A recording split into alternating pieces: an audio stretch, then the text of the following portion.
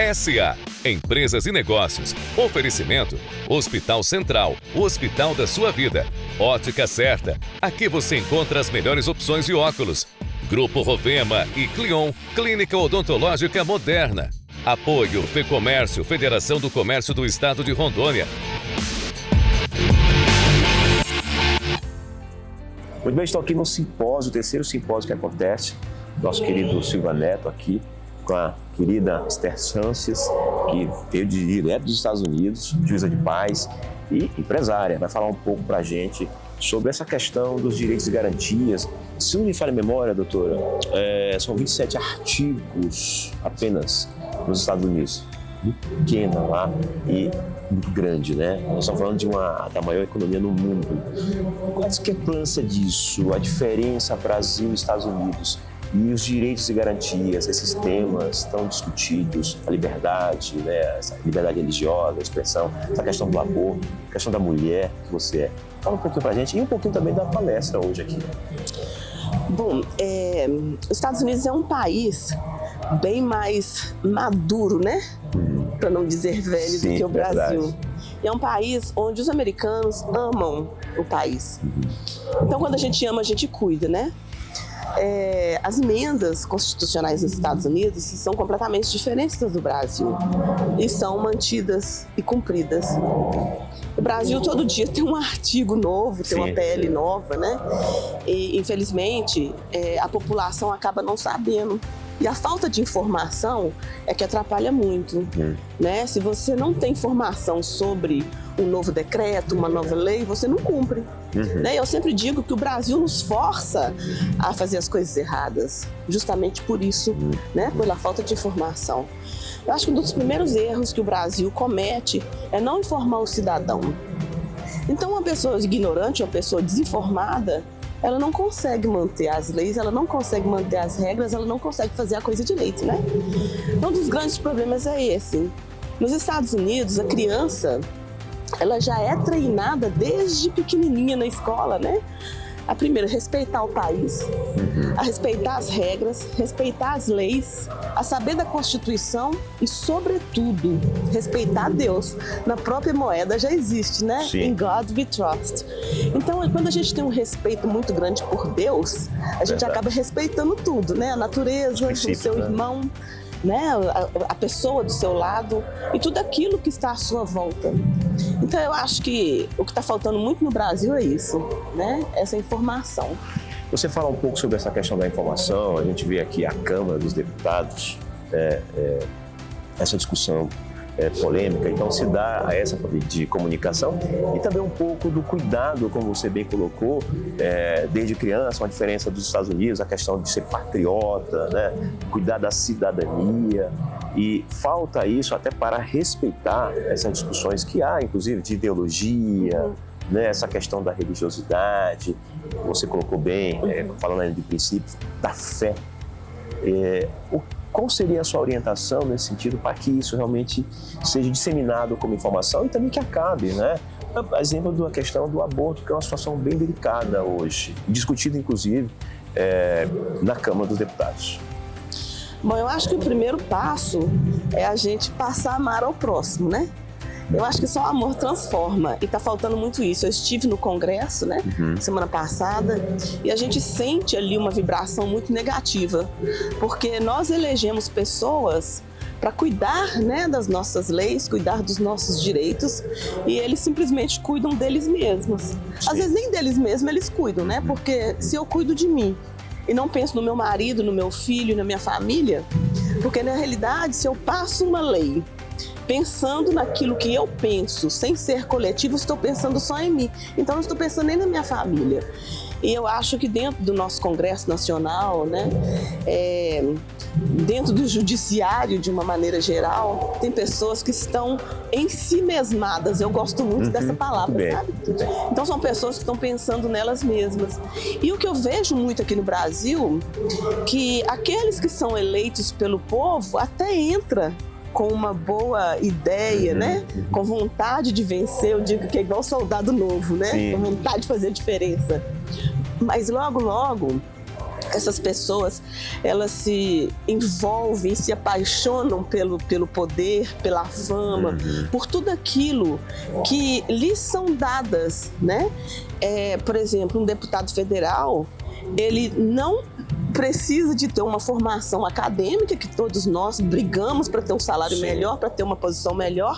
Ele não precisa de ter essa formação acadêmica, e ele tem um poder financeiro e material muito grande, né? Por exemplo, ele pode gastar até 500 mil por mês. Ele não é um CNPJ, ele não é um CPF, ele é um CNPJ, né? Então ele pode cometer alguns crimes, né, que um CPF não pode cometer, né, por ser CNPJ. Então ele já está mais distante. Isso tem que mudar. Nós precisamos de fazer uma reforma, né, dentro da política, para que, primeiro, a pessoa entra, é como nos Estados Unidos. Na minha cidade, por exemplo, nós não temos um prefeito, nós temos um administrador que tem um emprego, e ele tem essa administração da cidade, né, como se fosse um part-time, né, um serviço à parte. Sim. Então, todos os nossos vereadores são voluntários. Se reúne uma vez por semana, de 5 a 6. Às 5 horas está todo mundo lá, e às 6 horas terminou, né, a reunião. Então nós precisamos de ter isso aqui no Brasil, que a pessoa entre por amor à sua cidade, por amor ao seu estado, por amor ao seu país, que tenha salário. Logicamente, ninguém vai trabalhar de graça, né? Mas não os absurdos que a gente vê lá no Congresso, né? Um deputado federal tem aí 10 pessoas atrás dele, um para dar água, outro para dar café, outro para levar bolsa, outro para tirar foto. Para que isso tudo? Não tem essa necessidade. Então, os valores mudaram justamente por isso. Você entra com um motivo, chega, se apaixona pelo material, pelo que te oferecem, e esquece, porque aí ele vai brigar para continuar, e não brigar para que ele possa continuar ajudando o próximo como ele foi eleito para ser, né? Muito bem. Fale um pouquinho, até para deixar também a sua palestra, o que você vai dissertar, vai discorrer, vai falar sobre, óbvio, sobre os direitos e garantias. Mas fale um pouquinho sobre essa situação do STF, sobre essa questão das redes sociais. Nós estamos falando aí, parece que 345 bilhões é um valor que vai ser encaminhado para o cuidado das redes sociais, e aí a gente vê que fere a Constituição, fere os direitos. Qual o seu ponto de vista sobre isso, doutora? A gente tem que ter um cuidado muito grande, né, em relação a isso, porque nós temos direitos humanos garantidos, né, os direitos de liberdade garantidos. Então, se, por exemplo, a gente tem visto muito isso aqui no Brasil. Se você diz alguma coisa que não agrada certos políticos, a gente tem um problema muito grande. E o problema maior que eu tenho visto aqui no Brasil é que hoje nós não temos mais a quem recorrer. Porque a Corte Superior, né, está, entre aspas, eu espero que eu não tenha problema com isso, comprada, né? Então, se a Corte Superior, ela não está garantindo os nossos direitos, quem mais poderia fazer? Então, dos pequenos problemas que nós temos aos enormes problemas que o país tem, não tem ninguém para garantir esse direito, então está muito complicado.